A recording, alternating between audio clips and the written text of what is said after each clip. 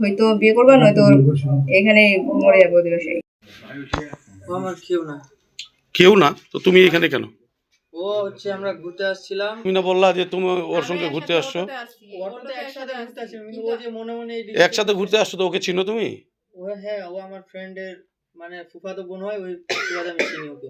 একসাথে আসছো ঘুরতে? হ্যাঁ একসাথে। ও যে বলছে তোমাকে চিনে না? মানে আমাকে এমনিতেই চিনে না, আমি হচ্ছে ওর কেউ না। তো তুমি অপরিচিত একটা ছেলের সঙ্গে এভাবে ঘুরো কেন?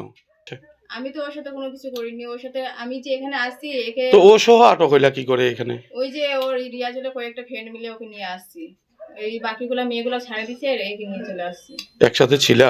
হ্যাঁ, সবাই একসাথে ছিলাম। তাহলে তো নিয়ে আসলো কোত্থেকে? একসাথেই তো ছিলা।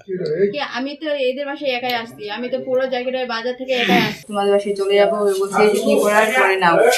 আমি আজকে আবার সকালে ফোন দিয়ে বললাম যে তোমাদের বাসার সামনে হয়তো বিষয় নিবো, নয়তো তোমার বাসায় ঢুয়ে যাবো। ওই আমাকে বলছে যে তুমি কি করতে পারবে করে নাও, আমার এটা দেখার বিষয় নাই। আমি বলছি যে দেখার বিষয় নাই, রিলেশন করার সময় মনে ছিল না।